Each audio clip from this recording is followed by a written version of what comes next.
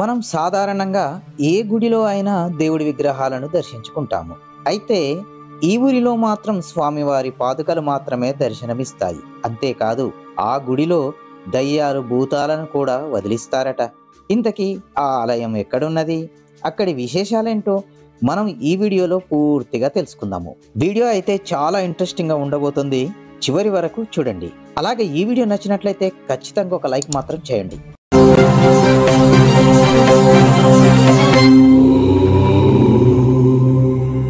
ప్రస్తుత డిజిటల్ యుగంలోనూ మనలో చాలా మంది స్నేహితుల దగ్గరో లేదా బంధువుల దగ్గరో దెయ్యాల కథ గురించి వింటూ ఉంటాము. అయితే అవన్నీ అభూత కల్పనలని చాలా మంది కొట్టి పారేస్తుంటారు. కానీ కర్ణాటక రాష్ట్రంలోని కల్బుర్గి ఆలయంలో మాత్రం ఇప్పటికీ దయ్యాల్ని వదిలించడం, ఆత్మల్ని బంధించడం, చేతబడి తొలగించడం వంటి వాటిని ప్రత్యక్షంగా చూడవచ్చు. అందుకే గానగాపూర్ ఆలయాన్ని ఆధ్యాత్మిక స్వర్గంగా భావిస్తారు చాలా మంది భక్తులు. ఇక్కడ నెగటివ్ ఎనర్జీ తొలగిపోయి పాజిటివ్ ఎనర్జీ వస్తుందని చాలా మంది నమ్ముతారు.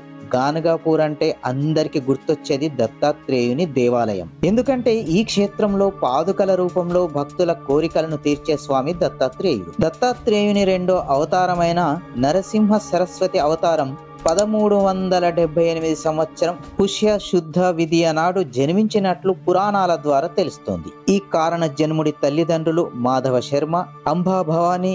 ఈ స్వామివారి పూర్వనామం నరహరి. ఈ ఆలయంలో స్వామివారి పాదుకలకు ప్రతిరోజు అభిషేకం, పాదుక దర్శనం ఉదయం 9 గంటల వరకు మాత్రమే అందుబాటులో ఉంటుంది. అభిషేకం ముగిసిన తర్వాత పాదుకలపై పూలు, వస్త్రాలను కప్పుతారు.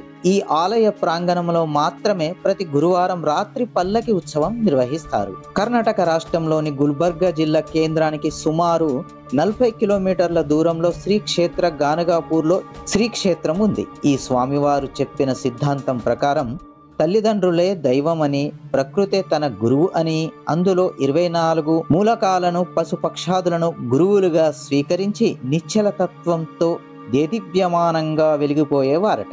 అద్వైత, వేదాంగ, యోగ, అవధూత, గీత లాంటి ఎన్నో అద్భుతమైన గ్రంథాలను మనకు అందించారు. ఈ ఆలయంలో ఎక్కువగా వైష్ణవ పద్ధతిలో పూజలు జరుగుతుంటాయి. అయితే శైవ సిద్ధాంతాన్ని కూడా సమానంగా గౌరవించడం ఎన్నో ఏళ్లుగా ఆనవాయితీగా వస్తుంది కూడా. అందుకు నిదర్శనమే ఈ ఆలయంలో కొలువై ఉన్న కాషాయ వర్ణ మహాగణపతి, మహాబాహుబలి, సకల ఆలయ క్షేత్ర పాలకుడు ఆంజనేయ స్వామి విగ్రహాలు కొలువై ఉన్నాయి ఇక్కడ. ఈ ఆలయంలో చెవులు చిల్లులు పడేలా భయంకర అరుపులు వినిపిస్తుంటాయి. వినడానికి భయంకరంగా ఉండే ఆ వాతావరణంలో దైవ దర్శనం సాధ్యమా అన్న సందేహం తలెత్తుతుంది.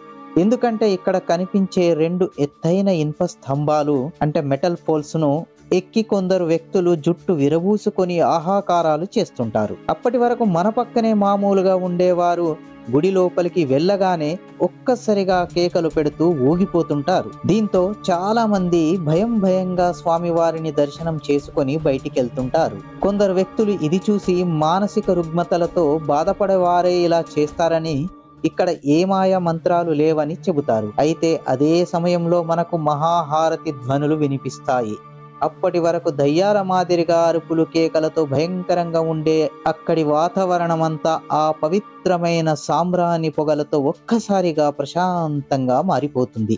ఆ సమయంలో భక్తులందరూ స్వామివారిని దర్శించుకుని తిరుగు ప్రయాణం మొదలు పెడతారు. దత్తాత్రేయ స్వామి నుంచి వచ్చే పాజిటివ్ ఎనర్జీ వల్లే అప్పటిదాకా ఉన్న భయానక వాతావరణం ఒక్కసారిగా ప్రశాంతంగా మారుతుందని నమ్మేవారికి ఇక్కడ దుష్ట శక్తులు అలాగే చేతబడులు తొలగించబడతాయని అక్కడి పండితులు విజయ్ భీమ్ భట్ వివరించారు. అంతేకాదు మానవ ఊహకందని అద్భుతమైన శక్తి ఉందని, ఇది ఇప్పటికీ మిస్టరీగానే ఉందని చెబుతారు.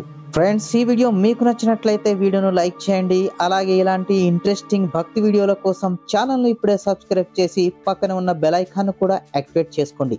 ఎందుకంటే ఇలాంటి అద్భుతమైన భక్తి వీడియోలు కొత్తగా మేము ఏది అప్లోడ్ చేసినా వెంటనే మీకు నోటిఫికేషన్ లాగా వస్తుంది. అలాగే లైక్ చేయండి, షేర్ చేయండి, 10 మందికి తెలియజేయండి. మీ యొక్క అమూల్యమైన సూచనలను, సలహాలను మరియు అభిప్రాయాలను కామెంట్ రూపంలో మాకు తెలియజేయండి. మరొక వీడియోతో మళ్ళీ మీ ముందుకు వస్తా. అంతవరకు నమస్తే, జై హింద్.